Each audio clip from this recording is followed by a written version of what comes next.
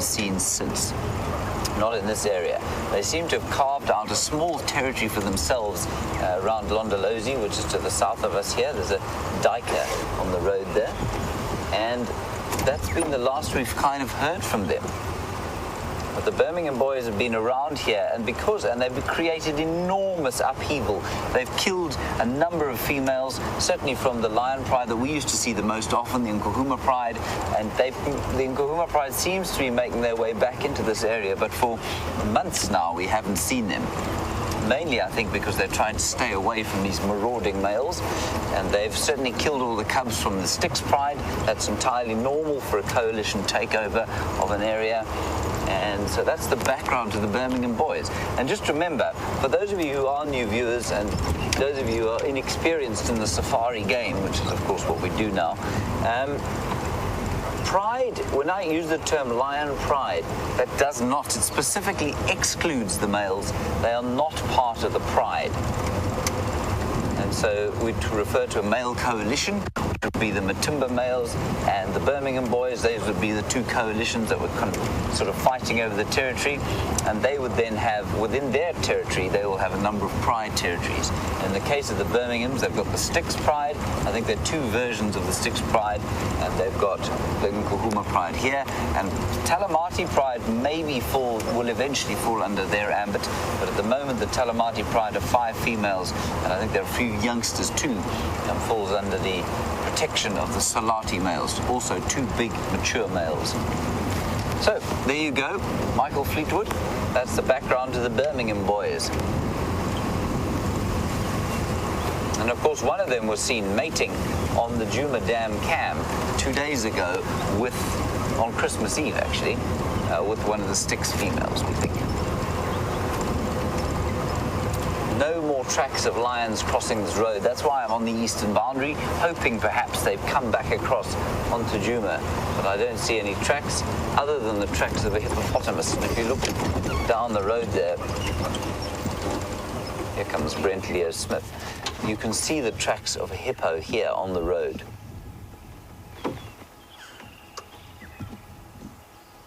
Also, old tracks of wild dogs. That's quite interesting. Tibbs? They're these sort of dog-like tracks. I'm not sure that the camera's going to pick them up, though.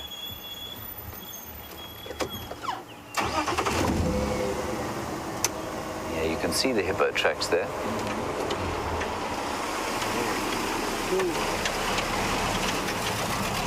And there's the anti-poaching unit, who clearly has no appreciation of the need for television. And that's a good thing, though. We don't want them modifying their operations for anything. They're doing a sterling job. We'll just wait here for them to go past. Brent Leo Smith, of course, is making an approach. And for some reason, Andrew is wearing his Santa hat, or Brent's Santa hat from yesterday, which is, of course, very strange, given that the Christmas is now over.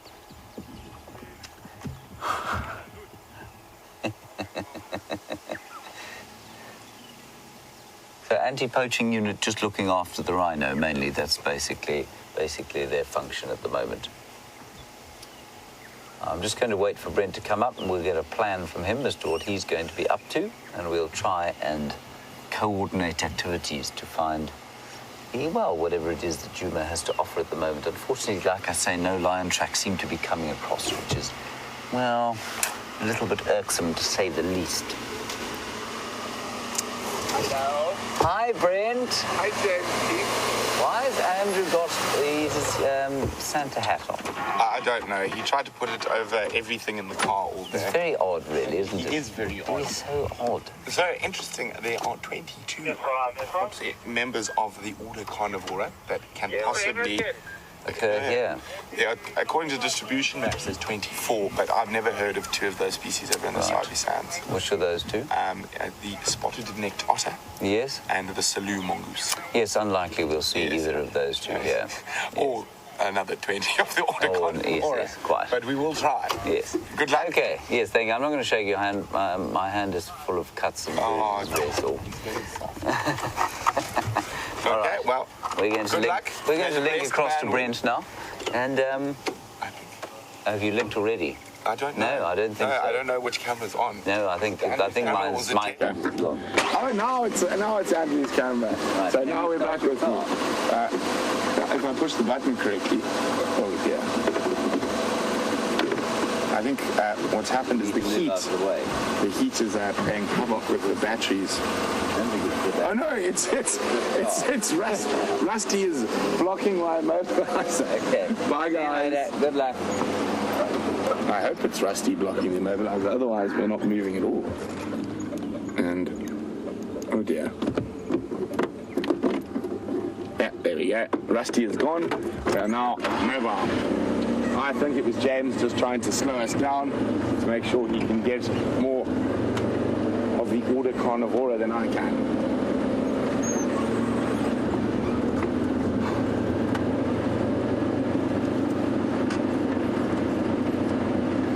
So there are 22 possibilities. As we mentioned earlier, it's very unlikely we're going to come across the majority of them. I think we're sitting quite well on 3 between the 2 vehicles at the moment. And I think we'll be very lucky if we get 5 on this sunrise safari, but I shall try. This is one of the reasons I came to this little area here. This is an area where I have seen the Millivora capensis a couple of times. I wonder out there who knows what Millivora capensis is. If you know what Millivora capensis is, send your answers through to questions@wildearth.tv or hashtag SafariLIVE. What is the common English name for the mammal of the order Carnivora of the family Vervet, whose scientific name is Millivora capensis? Andrew, do you know? No, Andrew doesn't know.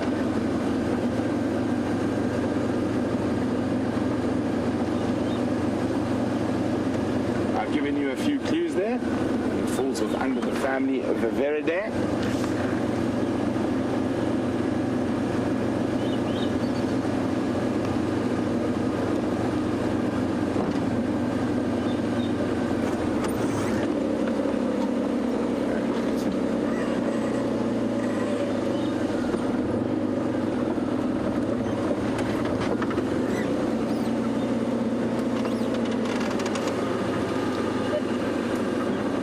James.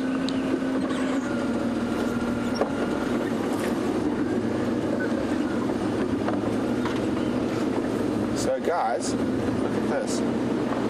On top of my tracks from yesterday where I tracked the lions out, these lion tracks coming in.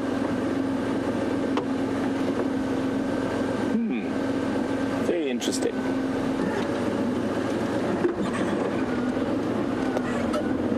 James.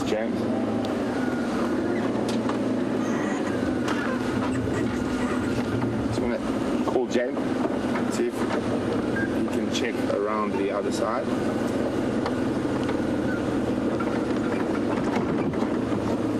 So, very much on top of my tracks from yesterday. Stations Gonzo of Ngala coming in on Central on top of my tracks from yesterday. I'm going to be following up.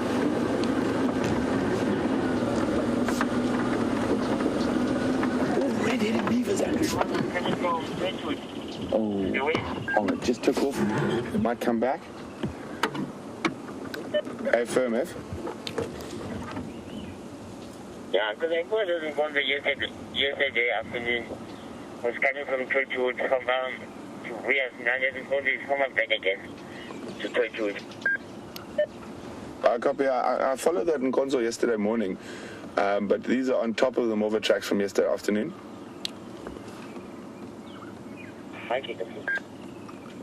It's coming back, Andrew. Look how brilliantly bright that bird is. It's in this. See this? There we go. Look at that. This is a red-headed weaver. Very pretty bird. In his full breathing plumage. And how incredibly scarlet is his head.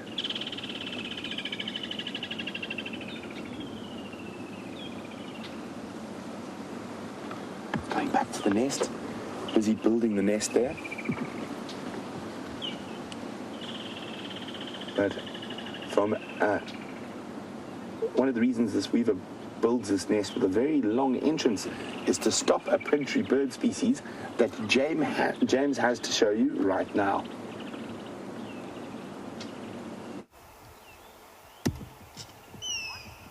Now there is a gymnogene, everybody, and it was trying to raid the nest of those hornbills that have just flown past. And the hornbills, I think, have a nest in the dead tree out of which the gymnogene's just flown. Let's head up to the nest, to the tree there, and see if we can't find the nest.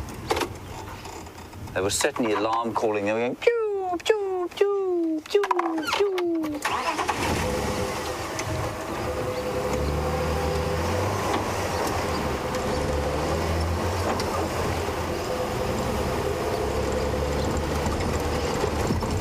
So it's just up here.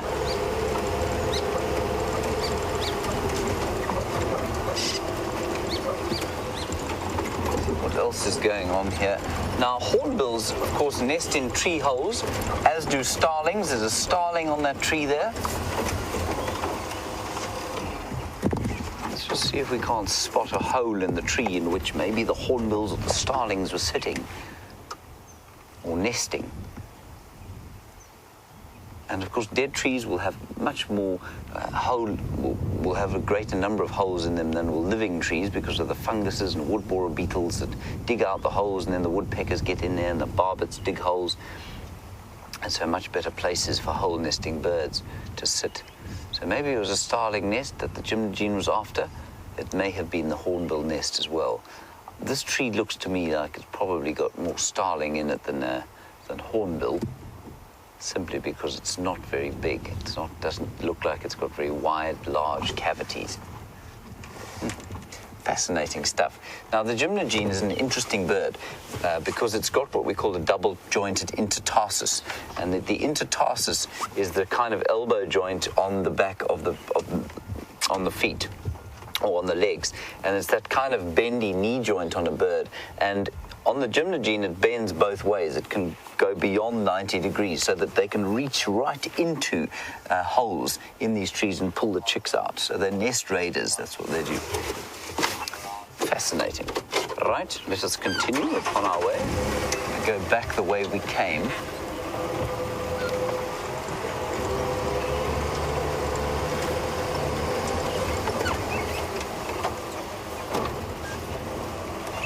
Seen any further lion tracks, unfortunately, so I think the lions remain off Djuma.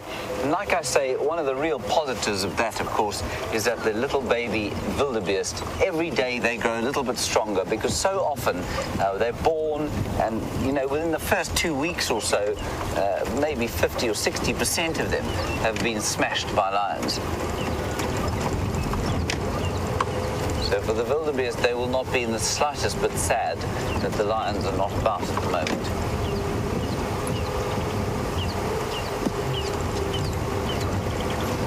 Definite nip in the air is quite nice.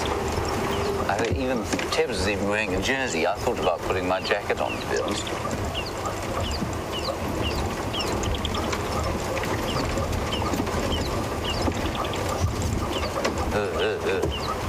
We'll ease our way down this road and rust bucket.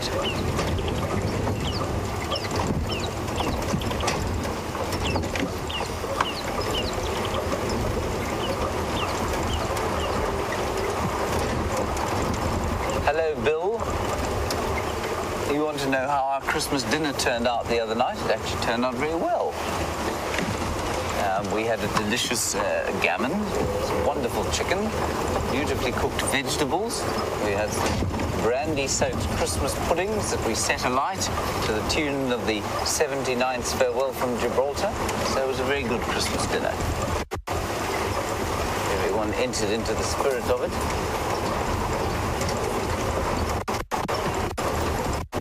And then yesterday, Brent Smith threw us a lunch party at his place. That sounds like it was very exotic, and it was very nicely done, actually. The centerpiece was on the table was an enormous elephant femur into which candles and crackers had been placed. The Maasai Shuka as the tablecloth. It was very, very innovatively done.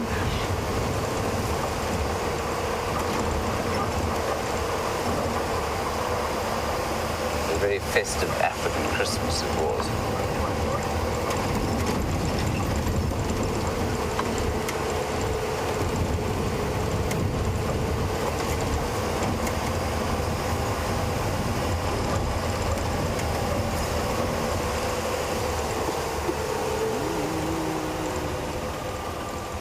I'd seen a buffalo, but it just seems to be the thick trunk of a tree. Yeah. Jenny M, we saw some wild dog tracks there on the cheetah cut line, and you want to know if there have been any updates on them. Yes, they have. Apparently they've gone west towards Elephant Plains. So yesterday they were on Simbambili. They came on to Weirtela or Djuma very briefly, and then they turned around, went back west again, kept going west on Simbambili, and apparently have gone into Elephant Plains, which is even further west of Arathusa. So that's where they are at the moment. I mean, they could come on to Djuma, cover the distance between there and here in, I wouldn't say much more than 20 minutes. And so when they're on the hunt this afternoon, they might do that. They might, of course, go completely the opposite direction. It just depends on what whim takes them.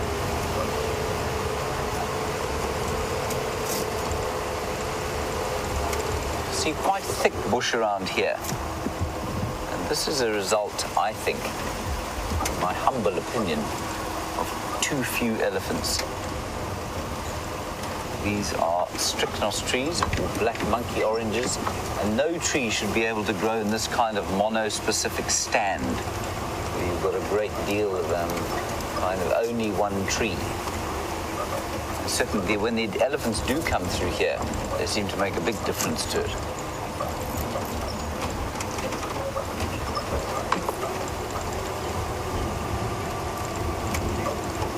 Cloud in the sky. Like I say, I just don't think it's going to rain. I don't believe the clouds here anymore. They tell a great deal of lies. A great many.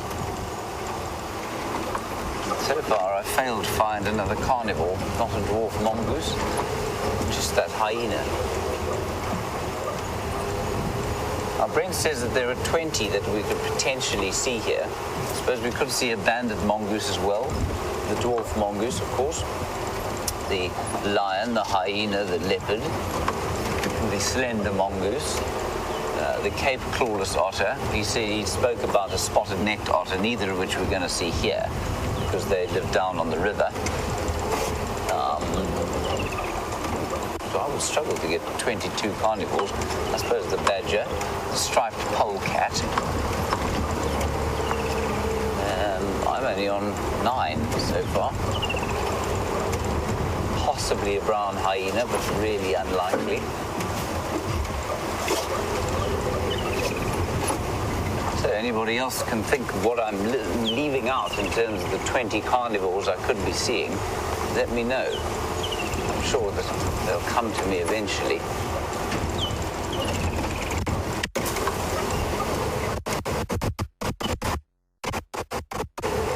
Right, we're now across the mall, which is the major line.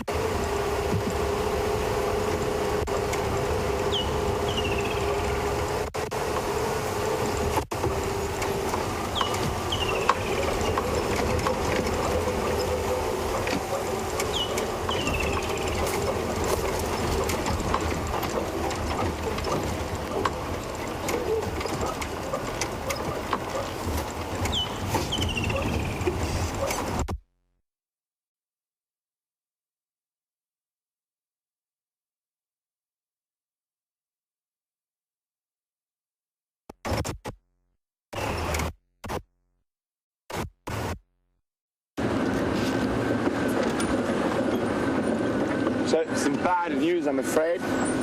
The lions keep toying with us. They came in very, very briefly to Djuma and then disappeared again back to the east. So, unfortunate, but they've got to come back at some point. So, I'm just listening to the radio.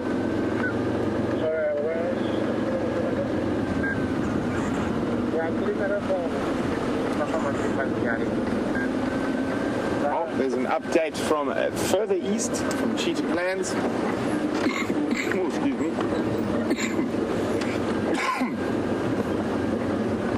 Two of the Birminghams have caught a baby buffalo quite far to the south and east of us.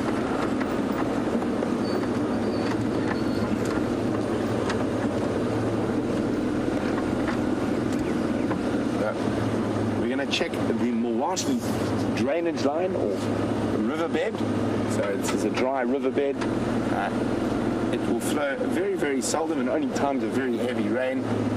But what I am hoping is the elephants have started digging holes to get to the water like they've done at the Treehouse Waterhole. There's a remnant coming up over there, but it hasn't been dug for a while. It is possible that this has been dry so long, we've had so little rain, that the underground water is almost too low for them to get to.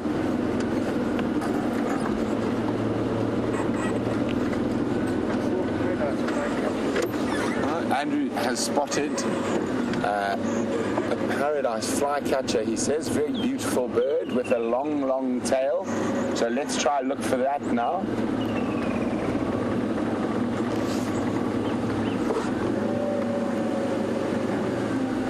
Looks like it's escaped. It's flown off. Well done to you, Jim, Alyssa, and many others who got that mammal quiz question correct. What is a Millivora capensis? It is the honey badger or rattle. Well done, guys, and that would definitely be a cherry on the top for the carnivore challenge. And I was checking the area where I've seen them quite a few times on foot.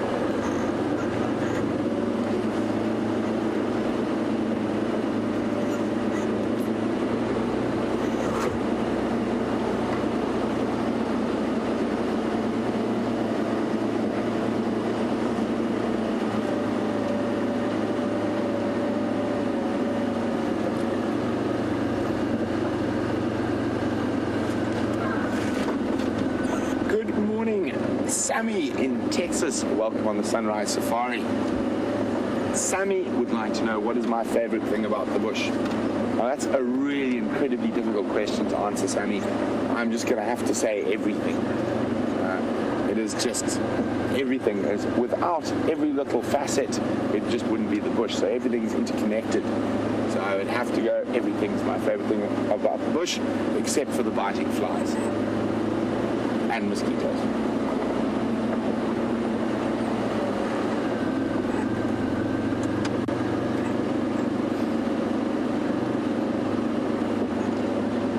Checking very carefully along here.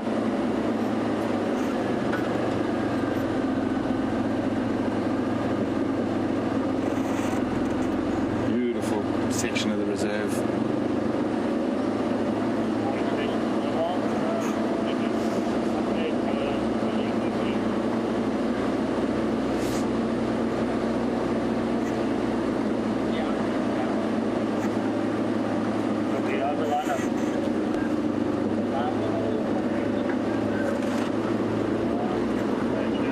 Nothing here, so let's head out.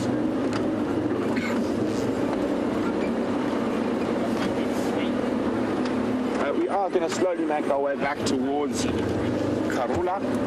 See if she's decided to climb the tree or move around a bit. She was very much a static cat when we were there last.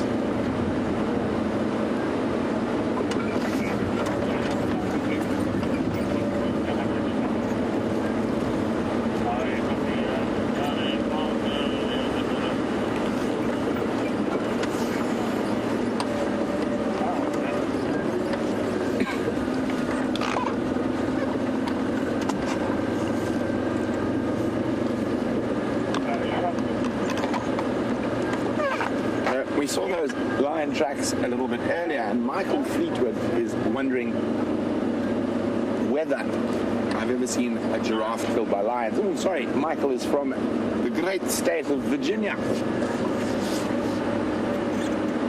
And Michael, I've actually seen it multiple times. In this area, I have seen Tumapoho, which is an old coalition of male lions take down an adult male giraffe by tracing him into a drainage line and causing him to trip and then pouncing upon him. I've also seen it in Botswana and somewhere else as well. But I have, yes, quite a few times. It is an incredible sighting to behold.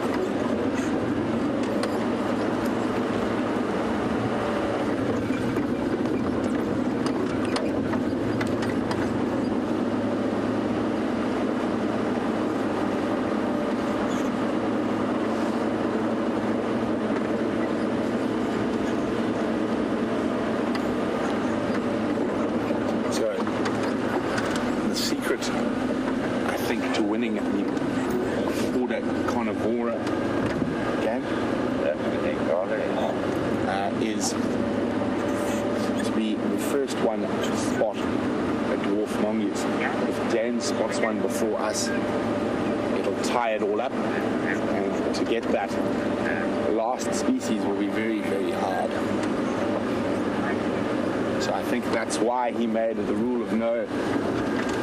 Going, if he's seen hyena, I can't count hyena, because he knows he's got a very good chance of we both do of finding that dwarf mongoose. But I think we got the kicker this morning, which was that beautiful Stendermark mongoose with some fantastic camera work by Andrew.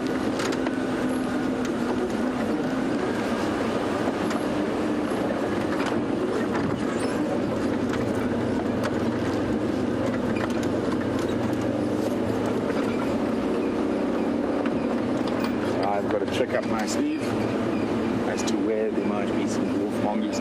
It's still a bit cold this morning, so you're going to catch them at home as they are getting up from where they've spent the night.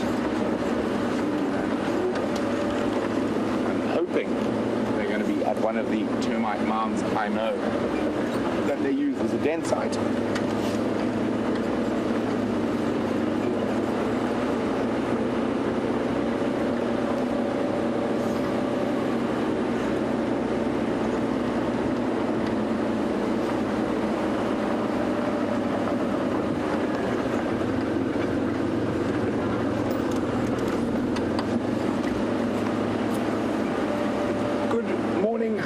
Debbie, happy Boxing Day. Debbie is from New Jersey. Debbie would like to know, or says, our job seems to require quite a lot of energy and stamina. Do I stick to a specific exercise or eating plan to keep my energy levels up? I don't, Debbie. I eat what I feel like, and I do try to do some exercise, but not too much, sorry. But I mean, we do walk quite long distances, and I am in general quite an energetic person. I think I was most teachers' nightmare when I was at school. A classic, as they would call, ADHD child. But I know some of the other staff, James in particular, has a very regimental exercise program and diet.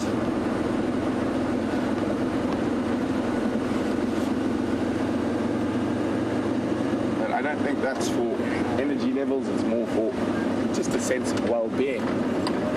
We do try to play touch rugby with the other lodges when we get the opportunity. And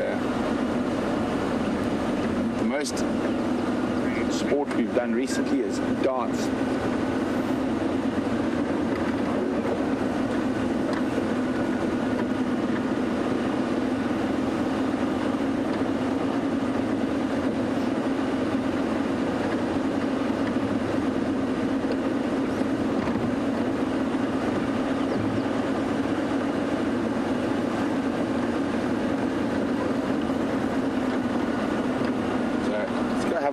Around the Juma waterhole, and we are now in the range of that wonderful business of dwarf mongoose.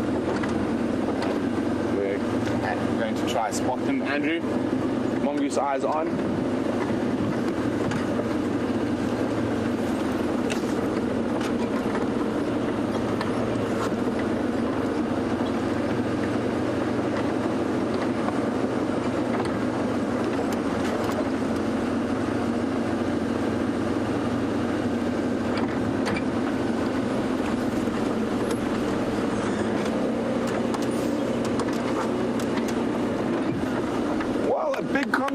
congratulations to Clown Sharon on Twitter.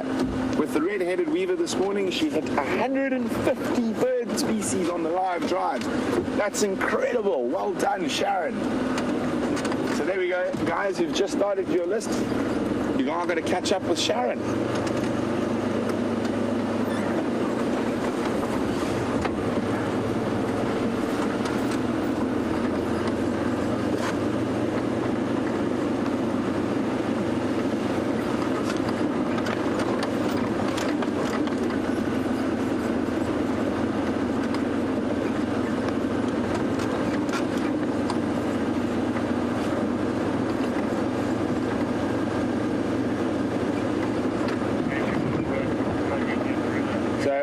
Having a carnivore challenge at the moment between James and myself. You can see you can find as many members of the order Carnivora. Siberia, one of our zoomies, would like to know, is a genet a carnivore, or is it more of an insectivore? Siberia, it is a member of the order Carnivora, so it is a carnivore. They do eat birds and rats and other things, but it does also eat insects, but it falls under the order Carnivora. Oh, look here are the cute little babies and the quarantine wildebeest and some giraffe as well.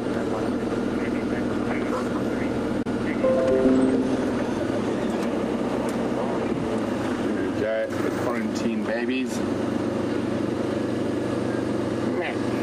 To you two. Let's have a quick head count, see how many we've got. Thank you. 1, 2, 3, 4, 5, 6, 7, 8. Should be 9 by last count. Yes, 9. So, no more mishaps with predators. Let's just go forward a little bit. Oh, listen to that noise, so cute. Oh, there we go, then come up to the open there.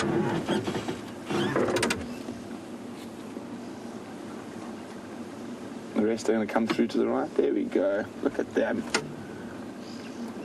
Sweetie pies. And you can see how quickly they grow. And on some of them, we can already see those little protrusions of the horns starting to break the skin.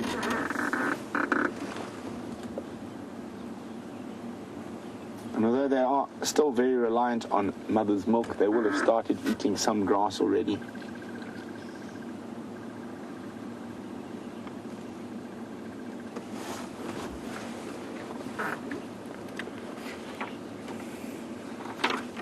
Definitely one of my favorite antelope species.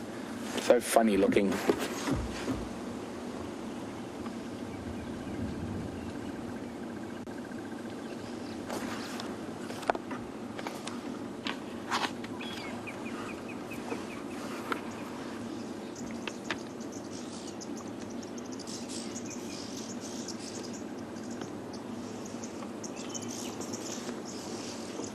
So they're only weaned at 8 months, so they are reliant on mother's milk for quite a long period of time. And in certain cases, if mom loses her calf, the previous year's baby will continue to suckle for up to 16 months. But they are already starting to supplement mother's milk with grass.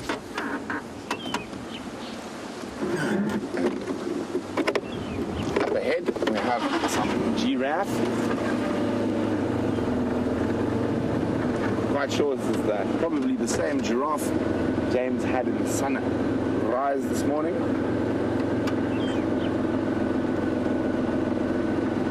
Male and female that I can see at the moment.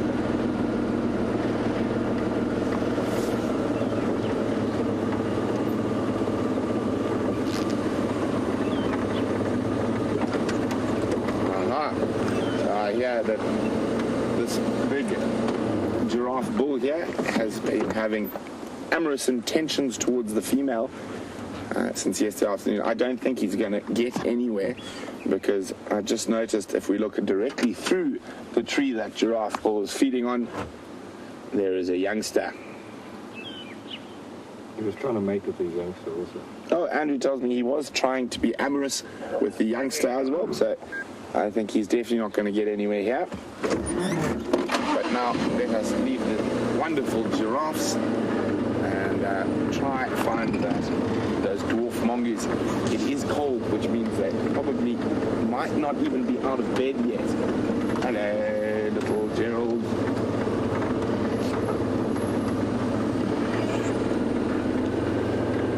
So a quick loop around the quarantine clearings before heading back towards Karula.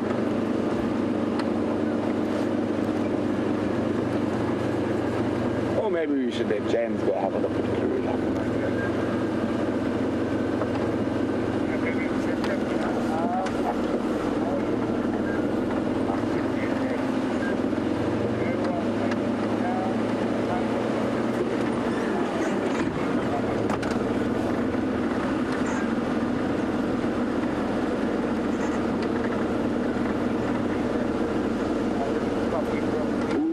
Spotted out on the quarantine clearings. It is not a member of the order Carnivora, rather a member of the order Primate. Where is it now? It's moving. There might be some more in the trees. Do you see him? Yeah, it's behind the termite mound. Behind the termite mound, Andrew still has a visual. Which termite mound? This one.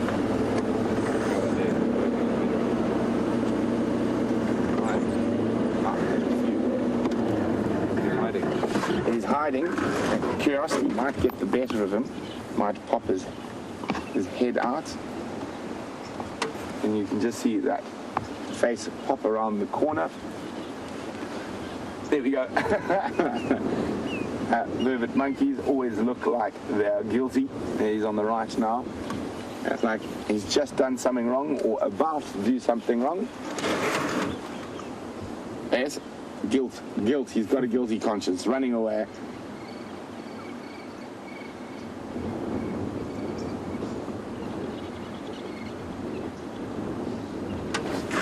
So we're going to continue to search for the dwarf mongoose or any other member of the order Carnivora. But while we do that, let's go to James, who's with a little antelope. Right, so quite surprisingly, we have a duiker here, and just seems to have adopted a very odd position where it's either in some kind of religious pose or is thinking about lying down but isn't sure if we've seen him or not. This is the common duiker, sometimes known as the grey duiker. And the reason they're known as grey is that the further towards the Cape you get, the greyer they are. And if he was convinced that we could see him, there's no question that he would not be hanging around where he is. They're very, very secretive. So it's always nice to be able to get a good view like this of them.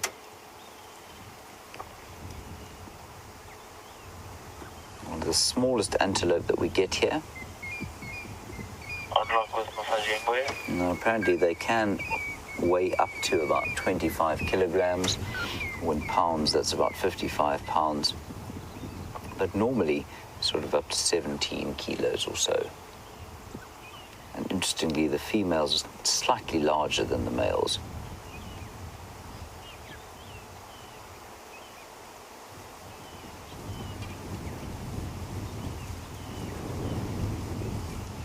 Decided to stand up now.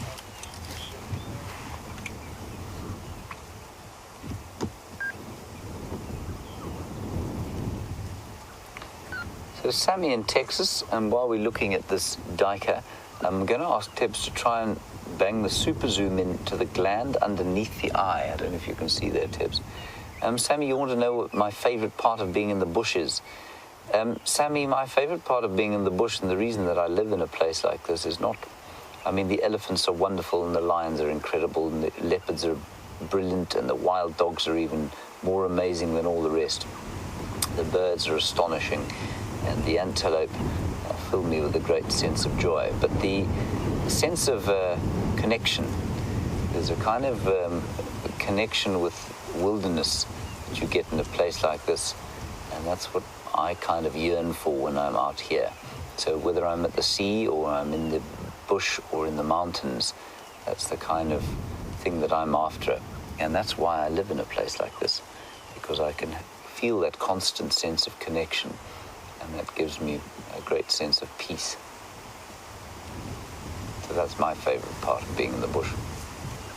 Now, you can see that gland underneath the eye. That's called the preorbital gland.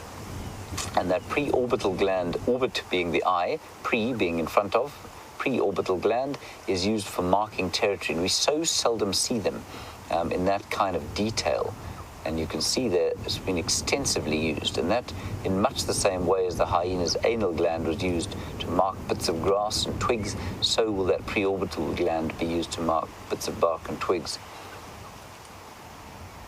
And while this duiker is unquestionably solitary, you will find that there will be a female around here somewhere with whom he is in regular communication. And that preorbital gland will help to mark bushes, and they'll let each other know where they are using that gland.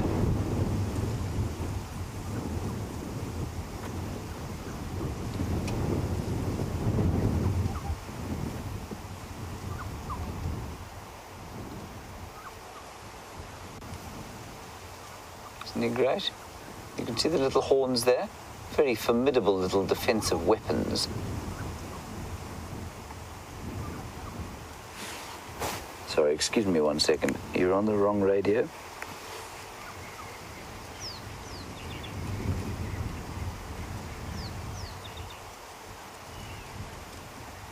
And they will spend look at him now, they will spend their days eating concentrated foods, normally browsing, because the nutrients in leaves are often more concentrated than those in grass.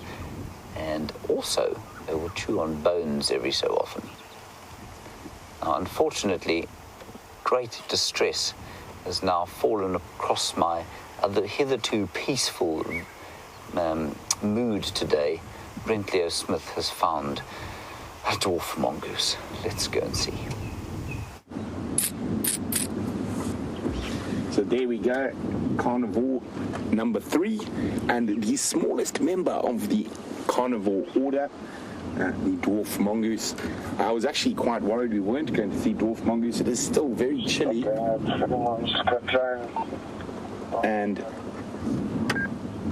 what are you doing, Andrew? I was hoping you'd say windy. Chilly and windy, sorry. Andrew was confusing me there for a second. So these guys are very late risers. They don't like to move around when it's cold and windy, because it's, here we go, Andrew, I said windy. Thank you. Because they are at a greater risk to other predators. Oh, you can see how nervous they are. You hear that little, and then a bunch of them disappeared down the hole again. This one is still watching us.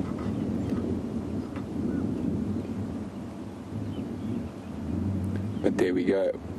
Incredible little animals. So they only like to get going when it's much warmer. So if the sun does come out, you'll find them basking in the morning light, enjoying the sun, and quite an important time for dwarf mongoose in terms of their social structure. It's where a lot of the grooming and bonds between the business are reaffirmed and connected.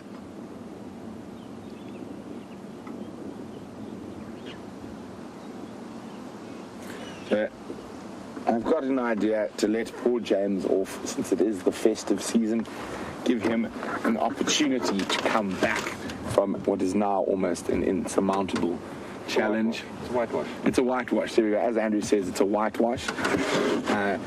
Because actually thinking about it, Andrew and I were just discussing, it is such a difficult thing to get, of the 22 possible species of in the order Carnivora that occur on Djuma and Arathusa. So I recommend that we cancel James's rule that you cannot double up, but also I recommend that we extend this all the way through to the 31st of January. On the Sunset Safari will be the last day of the Carnivore Challenge. So we can see how many between the two of us, and obviously the competition between the two of us, but also for you guys, how many of the 22 possible species in the order Carnivora we are able to find over the next few days. So I think we'll keep it to while it's just James and myself here. So we'll extend it through to the 31st, the sunset safari on the 31st, the end of the year, the end of the carnivore challenge. And we'll have to think of something new to do in the new year. Anyway, let's go and see if we can catch up with that. The Queen of Duma, Karula. Just get on the radio, see if anyone else is there. Are there any stations with Karula? I would like to join you if possible.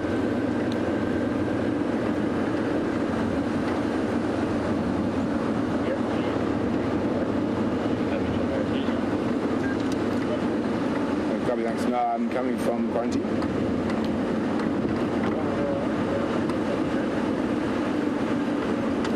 I haven't heard anything yet this morning, babe. Or this giraffe. I'm going to be leaving in the next few minutes, so if you're not here, it'll be an open lock, but you still open the trees. Copy, thanks. There's a nice little group of Karula meet on quarantine if you're interested.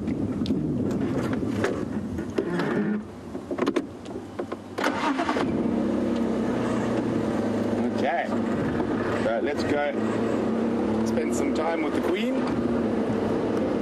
It sounds like she might have alighted from the ground and is up in the boughs of that low-fault milkberry.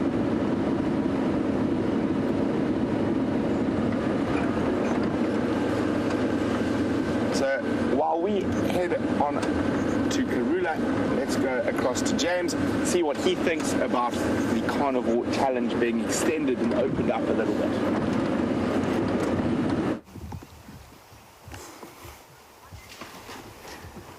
There is a bateleur, my favorite raptor, out here. Just look at him floating in the air there. That incredible number of little adjustments he's making to stay in the air, wobbling because the tail is so short. And he's going to fly into the sun and become invisible very shortly. And just turning into the wind there, or to turn with the wind. I'm now totally blinded. Can you still see him, Tibbs? Yeah. And just watch the way he wobbles. That wobbling, of course, a function of the short tail that he's got.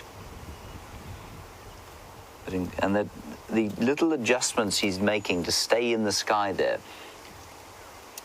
Just changing the odd feather here and there, shifting weight here and there. Quite astonishing that that little brain is able to do that.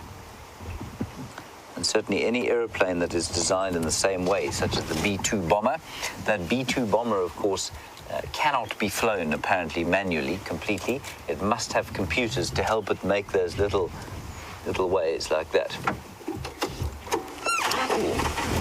We're going to head across to Jumapan now at 100 miles an hour. Well, Rusty doesn't do 100 miles an hour, so maybe sort of 3 miles an hour versus the normal 2.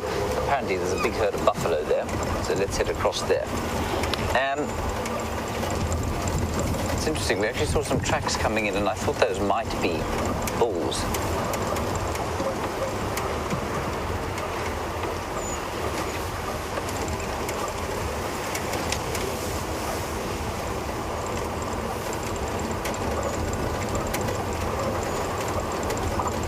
Smith seems to think that he is the games master of the world and says that he is extending the competition to the 31st of December and that we can double count mammals.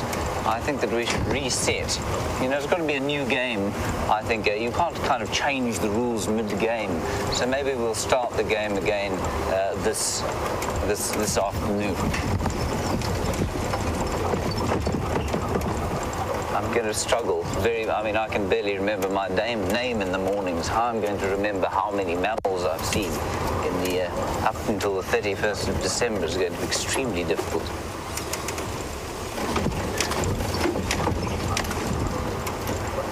So just as I was saying about that plane, so the B-2 bomber, of course, was a stealth bomber, which has got almost no tail on it at all. It's so difficult to keep stable that you have to have a computer to help you fly it. And that bird, that's why you see it flying like this with these very, very sort of odd movements, sort of balancing movements, and the incredible detail and refined movements that it's making to stay in the air like that are just beyond me.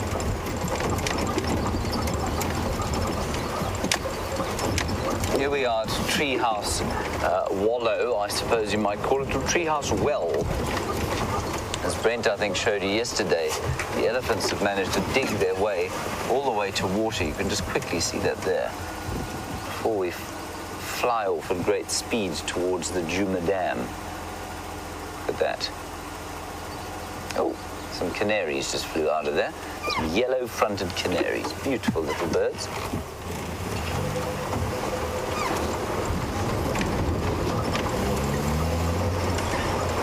Like I say, you don't want to be driving too quickly in this car.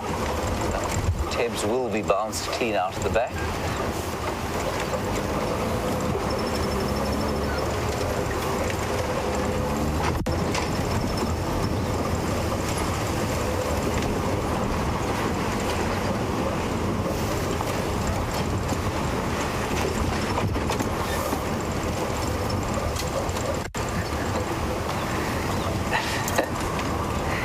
This is a great question from Debbie in New Jersey, which I believe has been addressed to Brent Smith as well.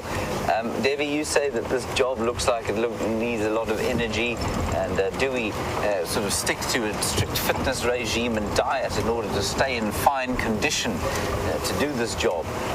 Debbie, Brent Smith and I could not have more different ways of approaching sort of general human health. Brent Smith's exercise regime consists of walking to the fridge and back, and sometimes maybe going for a walk. Well, he will, if he's tracking something, he'll walk for miles. But in terms of getting up to do exercise for the sake of exercise, the last time he did that was when he was 4 or 5 years old. He also will eat absolutely anything, has a diet that consists largely of refined sugar and red meat, with maybe one portion of vegetables a week. And interestingly, of course, he does seem to have the constitution of a hyena, so he will probably outlive everyone I've ever met before.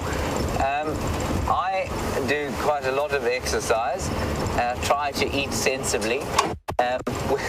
Whether that will result in either of us living longer, I don't know. But in terms of the job that we do, physically, it's not demanding at all. You can steer. People often used to ask me, "Oh, can a lady do this job? You know, it looks so physically demanding, driving over bushes like that, and trying to operate this huge Land Rover." No, not really. Look, you can turn the wheel with one finger. It's not particularly physically demanding at all. The demanding side of a guiding job, and therefore by extension this job, the presenting job, is it's the people side of it. And for me, guiding became too exhausting. I couldn't do it anymore because it became so emotionally demanding, because you meet 6 people every day, or every 2 days, 6 people on your Land Rover, and to them, everything is a brand new, magnificent world of discovery, and you're resetting. It becomes like Groundhog Day. I don't know if you've ever seen that film, where you're resetting all the time, and you're getting the same sort of questions again and again, and the same sort of impressions to the bush, and it means that you can't ever you do eventually, if you do it for long enough, you get into a state where you get lots of repeat guests, and then you do get into the kind of depth of the bush. But after a while, that constant resetting, unless you're extremely emotionally attuned to it, which I wasn't, I don't believe, it can become totally exhausting. So that's the tiring side of it. It's not a physically demanding job, and the difference between doing this job that we're doing now, presenting versus guiding, is that there are are 1,000 people on the game drive, and sometimes more, often many more. And that's just wonderful, because the depth of questions that we get and the interesting new perspectives on what we're seeing, just, they constantly change, which is fantastic. It makes it a constant learning experience to take this kind of large-scale guided safari versus the normal guided one. But Debbie, yeah, in terms of physical stuff, it's really not very difficult. Jamie, of course, is a very slight girl. She's she wouldn't be described as buxom in any way or butch, and she does this job exceptionally well. And she's the kind of, I loved when I was a guide and I was a head guide. Having women on the ranging team was always the most wonderful counterbalance to because this job does attract a certain number of the kind of macho man who, the kind of guy who wears an enormous knife on his belt the whole time, and it looks like Excalibur hanging down to his knees, sling his rifle over his shoulder. And having women in the guiding team always kind of dulled that ridiculous macho-ness down. And so, yeah, not physically demanding anymore. It's not a case of having to lug masses of weight around the place. It's a far more intellectual job than it is a physical one.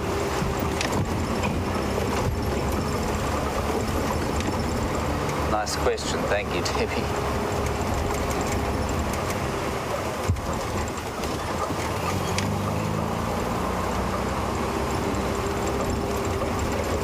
Now, Lucy, you're in South Bend in Indiana, and you want to know if Tebbs has a seatbelt. No, Tebbs does not have a seatbelt. And the reason for that is that it's actually, in terms of a physical job here, the cameraman's job is physical. They are moving constantly. They've got a bench, and you've seen when we go past each other what the cameras sit on, and they are moving all the time. So when the camera's turning, they're coming from side to side.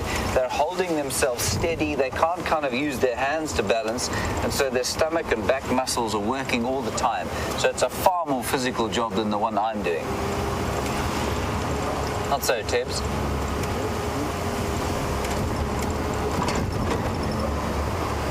Right, we're not far from the buffalo now. There are a whole lot of wildebeest in front of us.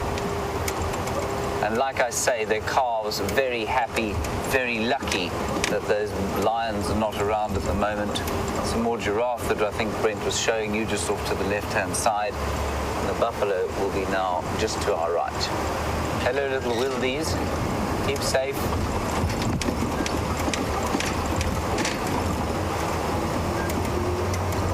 It's a bit of a smoother road. What? A white shell? Yeah. Okay. Scott, Tebbs has seen a moving white shell. It's quite fascinating. Let's see.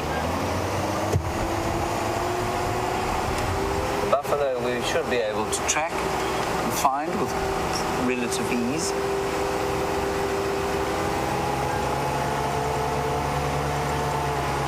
As Louise says, there are about 400 of them, so we should be able to find them. What do you see, Tebbs? How far?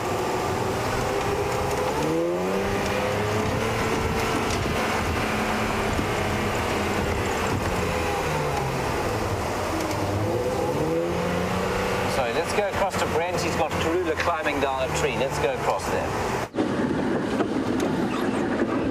Karula's in the tree, and it looks like she might move back towards the kill. Come down the tree. One of the two. And it looks like she's going to go down the tree now.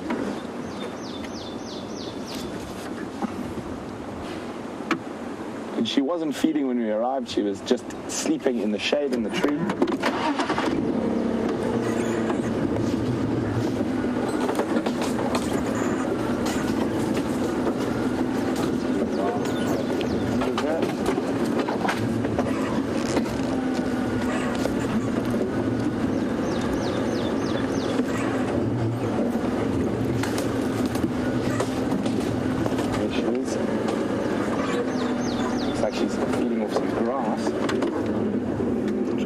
Settle her stomach.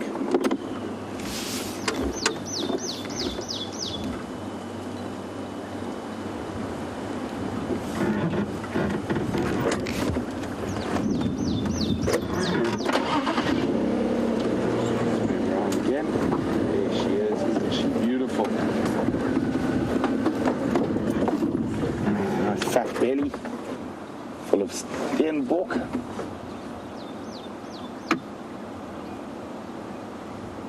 There we go, eating grass again.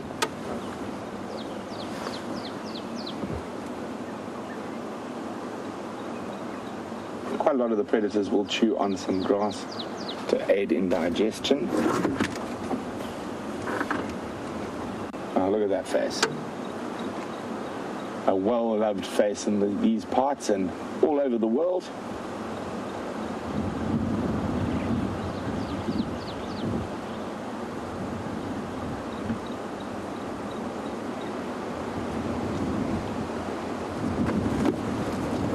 So move around in front of it.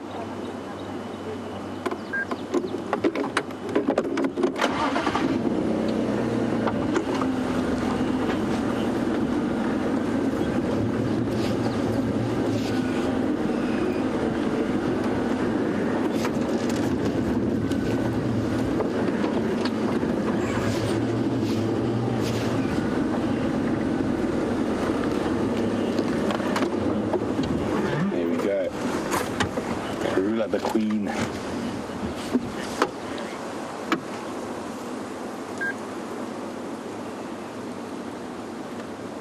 great, thank you. Do you know if she is a tree or she's not a duck?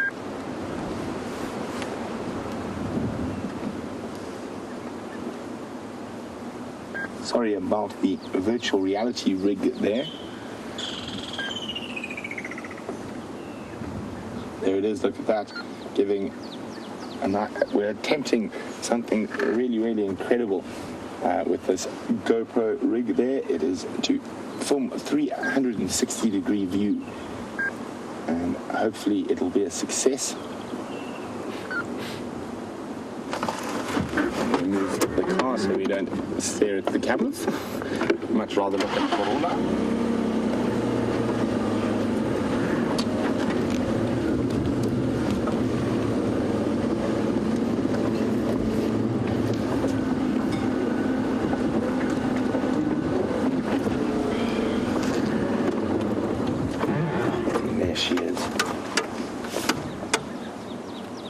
More than likely now I'm going to find a nice cool spot on the ground to lie down in.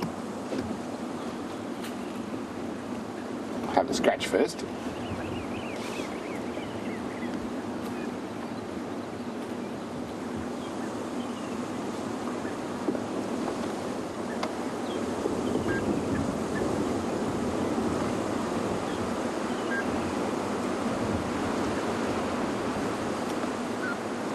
Cat in Florida is wondering, do big cats hack up hairballs like domestic cats?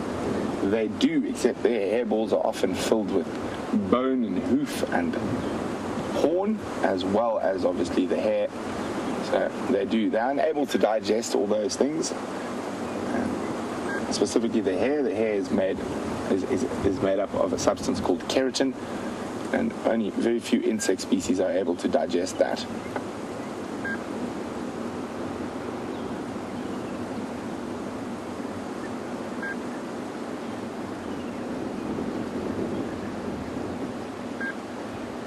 Morning ablutions.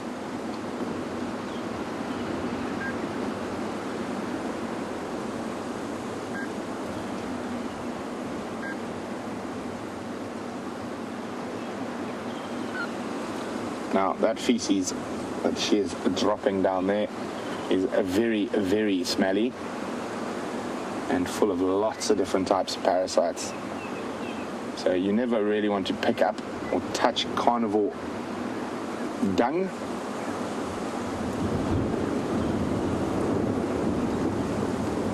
Or drive over it with your tire, because you will end up smelling it for the whole drive.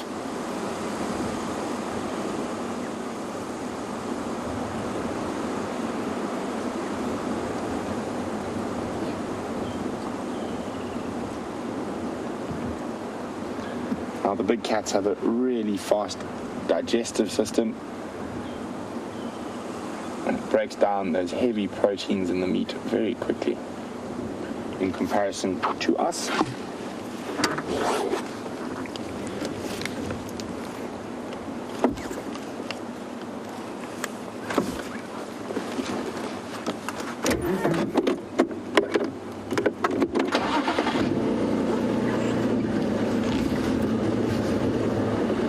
she might go up the tree again, so I'm just going to try to get into the right spot.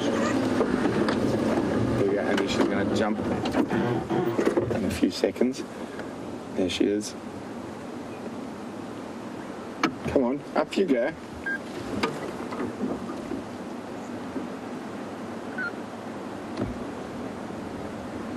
There we go.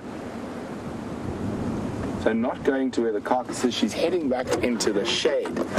So she's decided it's going to be cooler to sleep in this milkberry. And it looks like she's got herself a nice spot there. She just came down the tree for an ablution stomp. How's that, Andrew? That's good. And back to sleep in the tree. When it is very hot, sometimes leopards do sleep in the tree if it's a little bit cooler, there's more of a breeze. It's not hot this morning. I think the main reason she's gone up the tree is to get away from some of the more irritating, biting insects like those stable flies.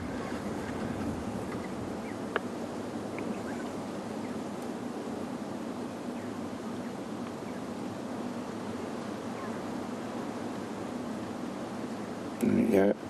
Feet dangling either side of the branch.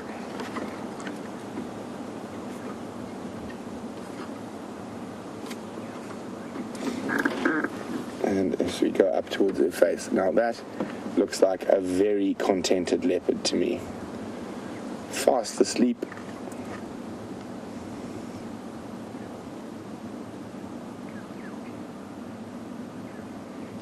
Resting her head on her paw.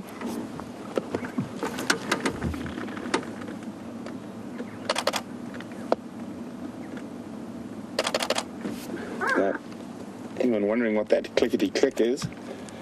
It's just me taking a few photographs. And guys, also remember, you can take as many screenshots as you like, and as long as you remember to share them with us, and you can do that by putting them on the SafariLIVE Facebook page, or use the hashtag SafariLIVE on Twitter. There we go, fast asleep. It seems she's got a very good spot there. About the perfect sized branch for her, not too big, not too small.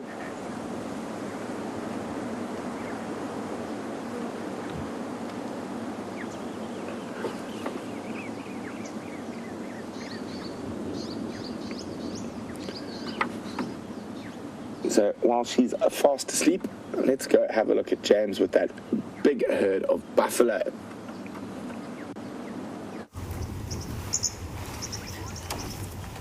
A sea of buffalo heading to the northeast, the same ones that were at the Juma Dam just now having a drink, and they've turned around, they're walking up the path down which they came. And I saw their tracks coming across the Buffelshoek boundary this morning and wondered where they'd gone, and now we know where they've gone.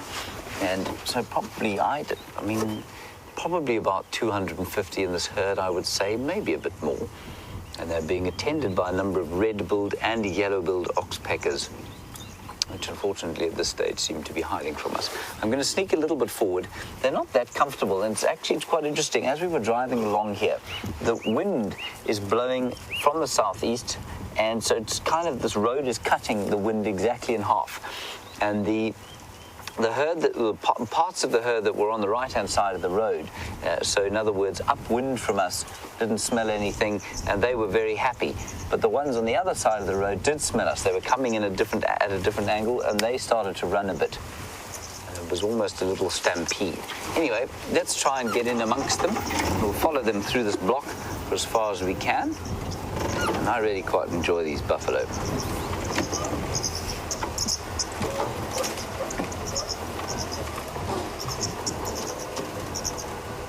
Go. Bulls and cows, youngsters.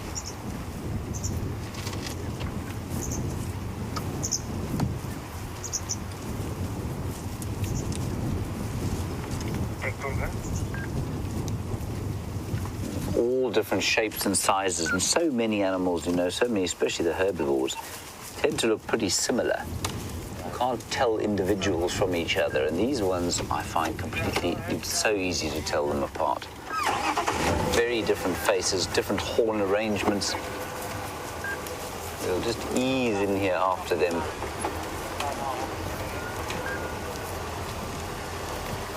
Let's see if they will, how far they will allow us to follow them. Youngsters here with their horns that haven't curled quite properly. I think this one's going to have a very large set of horns eventually.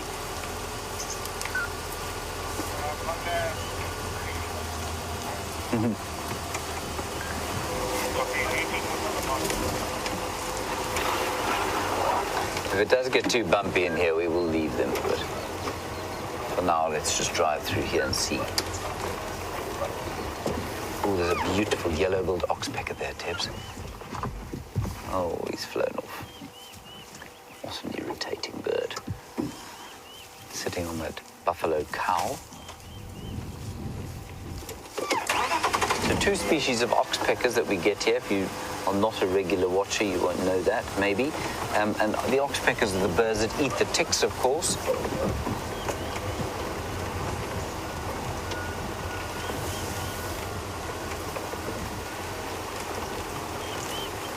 Just ease our way through here so far as we can. There's the yellow-billed oxpecker there. Tibbs, I'm not going to try and get close, just try and use the big zoom. On the back of that buffalo now walking behind his friend so that it becomes impossible to see the oxpeckers. Can you see them? Now the yellow-billed, of course, looks like the red-billed, except for the base of the beak is bright yellow. There are also a little flock of wattled starlings flying about here.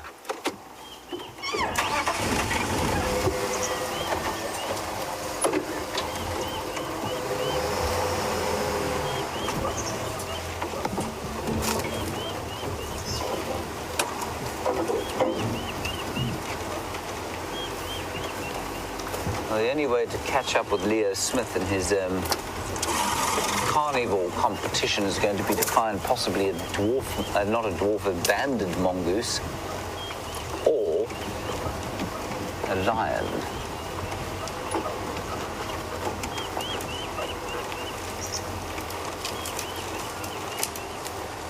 Neither of which I'm holding out great hope for.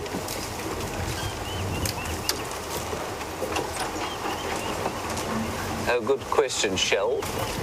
In Detroit, do you want to know what the white moving shell that Tibbs saw was? It was a tortoise.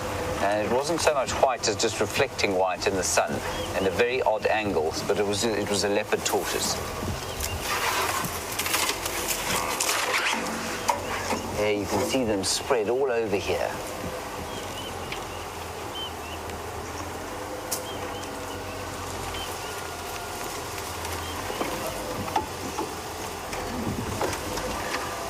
Miss Lynn, I'm not sure if you're being serious or not, but you say the cameraman should probably wear Velcro pants in order to help them stick to the vehicle.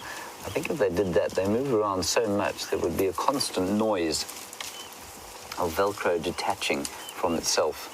I think it wouldn't be the most pleasant thing in the world. Oh, there's a beautiful wattled starling there on the floor, Tibbs. Can you see it? Look at that beautiful bird. You can see the lovely yellow color on the wattled starling.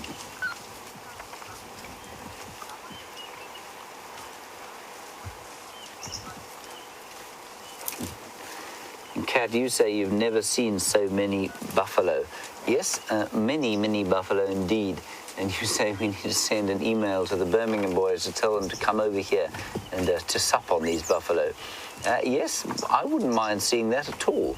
Unfortunately, they're heading due north, straight for the Buffelshoek boundary, and I think they're going to cross in there before too long, and that's where they're going to spend the majority of their day.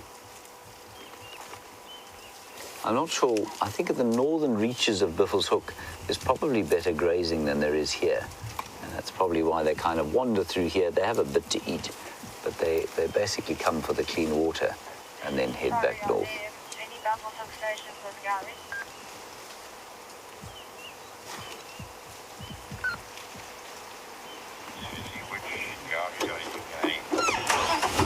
just ease forward. I love getting right in amongst the herd.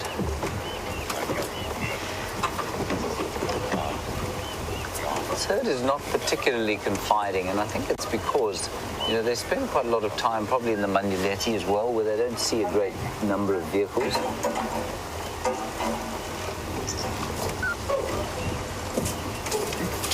Sharp Tebs.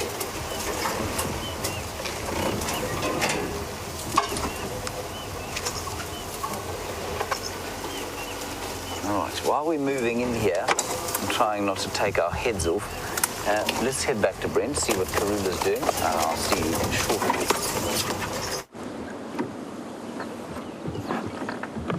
She's moved her head slightly. I'm going to try and get us in a better position now, but she is not moving at all, fast asleep. A very happy kitty. And then back a little bit, Andrew. Yeah.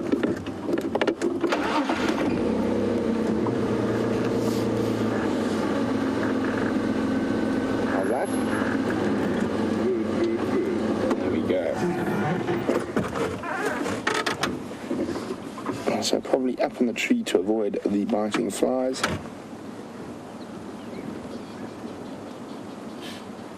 Oh, bless you.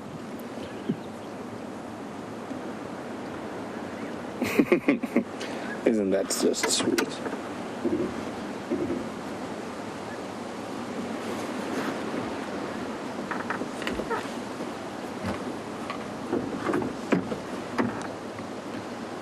So she should be here for the sunset safari, but she might not. There's not that much meat left. I think I have a clue where she might go after here, or even make a trip to during the day, which is the closest water, which is a tree house waterhole, one where the elephants have excavated.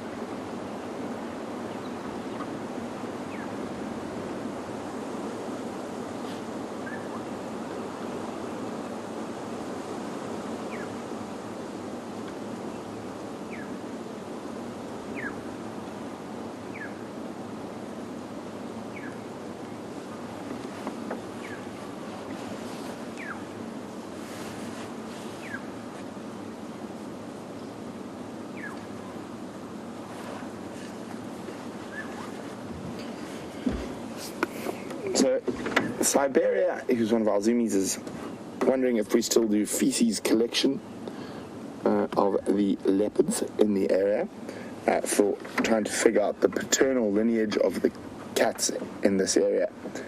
And she's wondering if we only do it for the males or the females. We do it for both males and females. And we haven't been collecting any feces because we've collected all the feces of the leopards we see regularly. So we'd have to find a new leopard to collect some more feces. For those of you not sure what Siberia is talking about, there's an organization called Panthera that studies and works on carnivore conservation throughout the world. And they're busy with a leopard paternity study at the moment. Because it's very, very easy to know who mom is, but you never know who dad is, because the female leopards will mate with multiple males.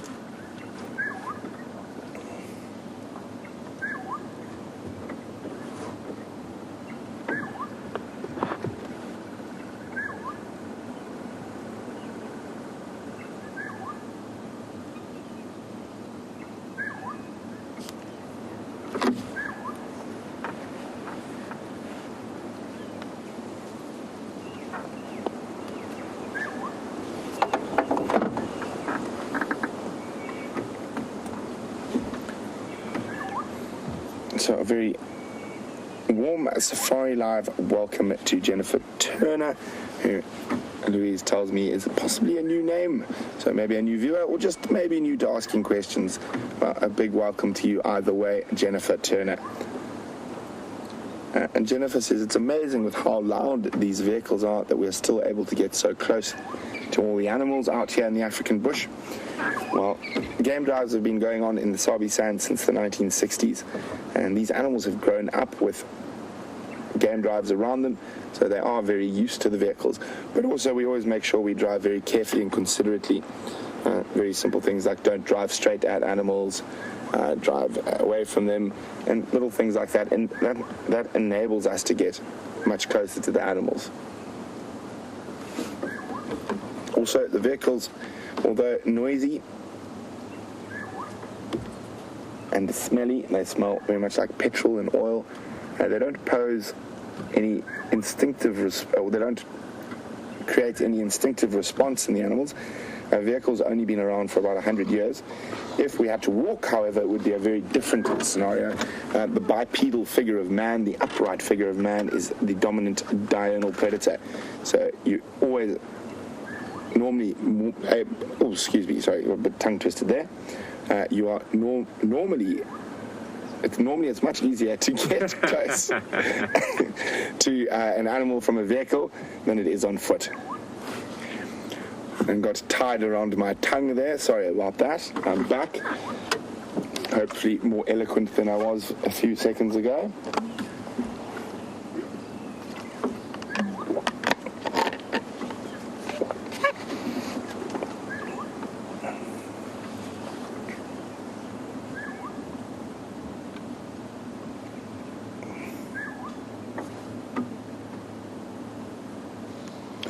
Angie says she loves the way a leopard's tail moves while they're sleeping. It kind of looks like it's watching you. It creeps her out a little bit.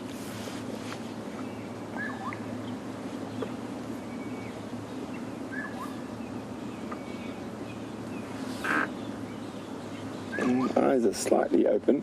I think she's heard a rattling testicular behind us, and she's just keeping an eye there. It did sound like a little bit like a testicular alarm call, but now it's turned into more calling. So there you go, the eyes closed again.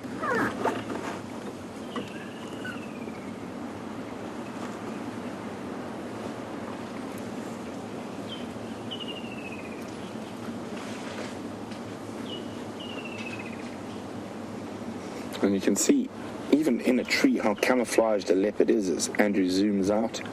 Look at that. Disappears into the branch.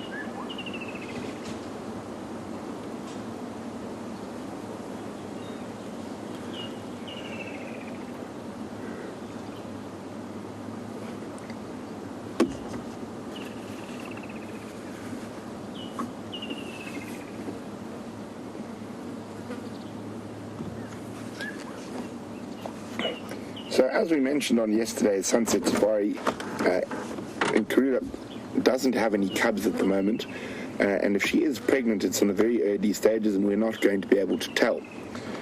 But Kathy in Tennessee was wondering about that, and she'd also like to know if her behavior would be any different. And that's a bit of, oh, bless you, bit of a longer discussion, so we will cover that a little bit later. But in the meantime, oh, bless you. Oof. Got the sneezes.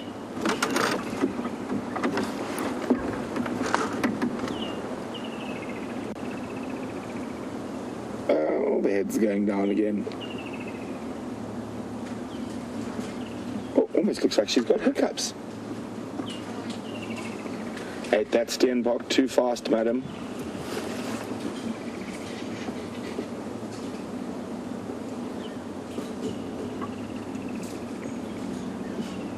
There we go, back to sleep.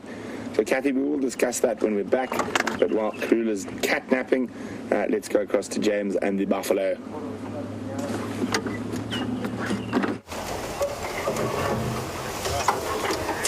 It seems that young Karula has had a bit of a hay fever. I don't know what got into her little nose, sensitive little schnoz. And we're still with this herd of buffalo, winding our way up to the north. And they're not being particularly, cooperative, should we say.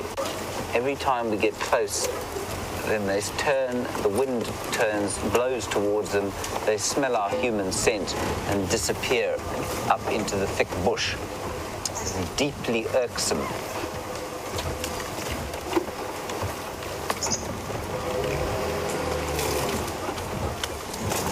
really nice large herd of buffalo, this. And very good for lions to be eating. I'm afraid I'm not going to be able to follow them further than here without making a very large noise indeed. They're very silent at the moment. I think they're just they're just grazing quietly through here.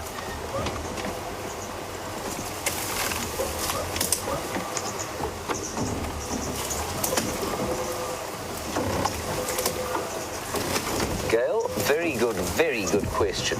Right, we're just going to watch them disappear through here. You're talking about the oxpeckers and you're saying, what do they do about their nests if they're sitting on the animals all the time? Gail, you'll find that they, will fly some distance. This herd won't travel that far. I mean, it will probably go maybe another 2 or 3 kilometers to the north, which isn't very far at all. And for an oxpecker to fly that distance, it will take them probably 15 minutes, if that. So if they are nesting at the time, they can easily make it back to the nest. Remember, Gail, that they're not nesting all the time, though. They're often, most of the time, they're actually just need a roosting spot. So they'll just go and find a dead tree close by. They often nest in dead trees or roost in dead trees, and the flock will go and roost there for the night, and then they'll find, before rejoining whatever herd of herbivores they can during the course of the morning. There's something very interesting here.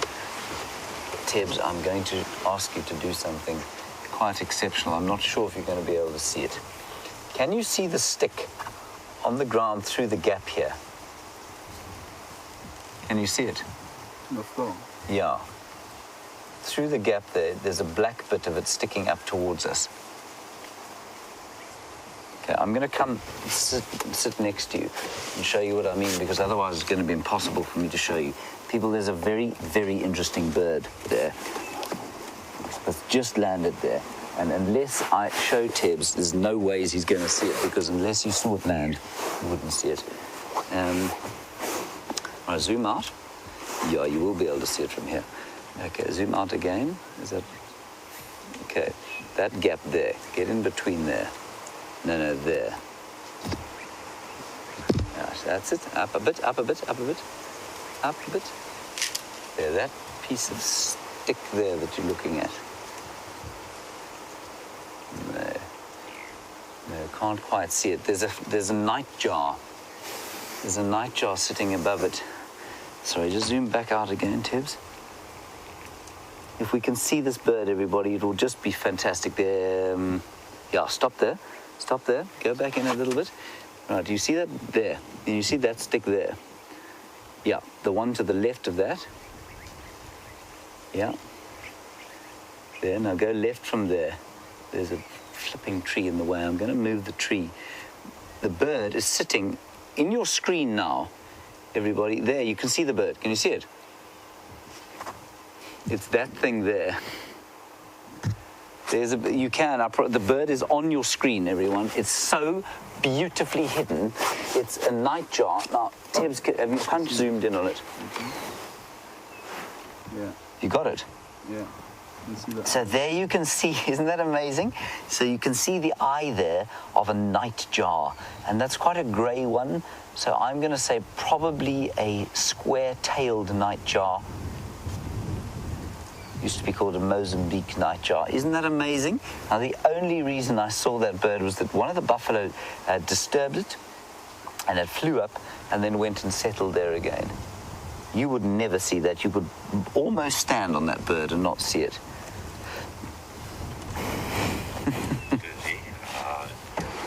That is just wonderful.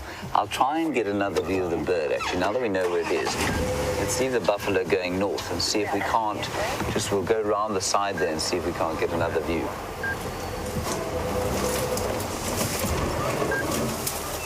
So the bird's about 15 meters in front of us, 50 feet. I think we will be able to get a view of it, you know. Yes, I can see it nicely now. You see it there, Tibbs?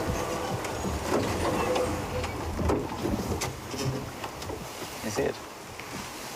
Look at this bird.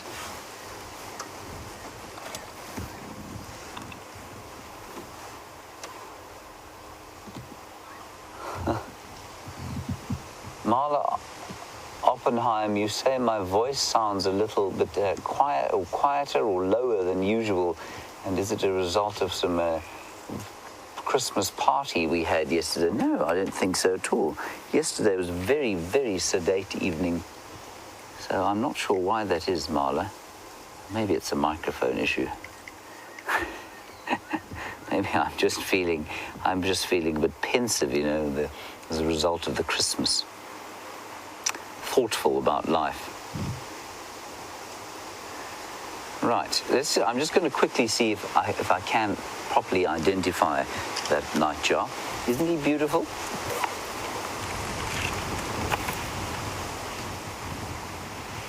So let's just quickly have a look. I'm going to quickly show you the ones that we have here.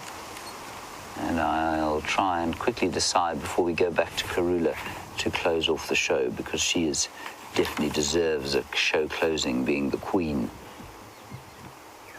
You know what I think that is? I actually think it's a freckled nightjar. I'm going to have one more look with the binos while you look at it, and then I'll make a call.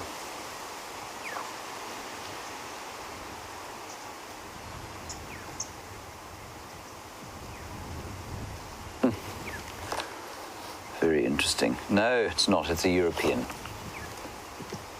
There we go. It's a European nightjar. Perfect. Okay, let's hit Tibbs, if you just want to quickly hop across here. That's the bird there. It's a European nightjar.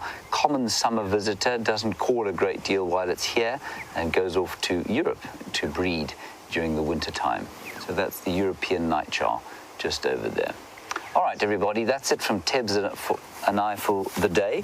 I hope that not all of you thought my voice was low. I shall speak with a slightly higher pitched voice to say goodbye to you.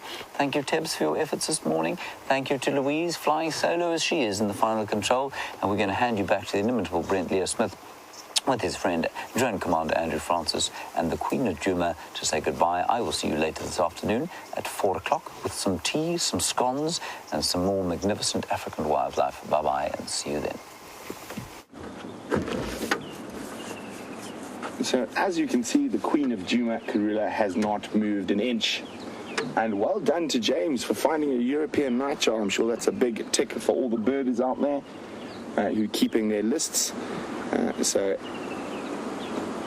I think one of our big birders is now on 151 species. I don't think that's been recorded on the live drives before. Very interesting bird that is silent while it's in Africa. So it doesn't call, and that's normally the best way to identify nightjars. So well done, James. Oh, and itchy face. And it's amazing, we do get some incredibly wonderful close-ups of these leopards, and from this sort of distance they look so wonderful and clean. But if you look carefully, there are so many ticks and other ectoparasites on them. And when you see her scratching like that, she's probably trying to remove some of them. And quite often we notice little sort of notches, blood splotches on her after she's been preening, and that's from biting and popping ticks that were already full of blood. Is she using that vine as a... Oh no, sorry, it's in front of her. It almost looked like she was using it as a pillow. But so, growing out of this... Oh, and she's on the move a little bit. Trying to find a more comfortable spot. And of course now we can't see anything apart from her backside. So let's move a little bit further forward.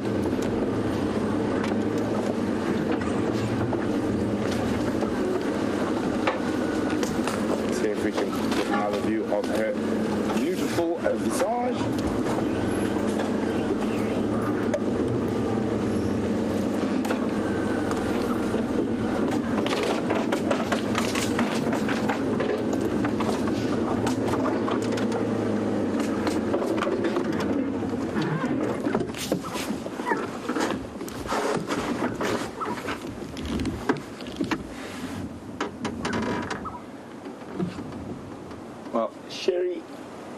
Olmsted Falls would like to know what Santa or Father Christmas brought for me. Well, Steph Santa got me a bright orange pair of suspenders. I'm not sure why. and I wore them yesterday, but I'm definitely not wearing them today. They were also about 3 sizes too small. They were made for someone of James's height, not mine. But I played the part and wore them yesterday. So there we go. Hopefully Karula will still be here for the sunset safari. She is very full. There's probably only about 25% of the carcass left. So it looks like she had a very festive feast last night. And if she does move from here today, the most likely is she's going to go for a drink at the Treehouse Waterhole. And Sherry, lastly, what Santa also gave me for Christmas yesterday, and also thanks to Tebs, was 2 leopards on Christmas Day, Karula and Shadow. But it's nearly the end of the Sunrise Safari. Been great having you all with us. And don't forget, we're going to be here for the Sunset Safari, and we'll be continuing with the Carnivora Challenge between James and myself that'll be running through to the 31st of December, the last day. For the last few seconds, let's have a look at Karula, and we'll see you later.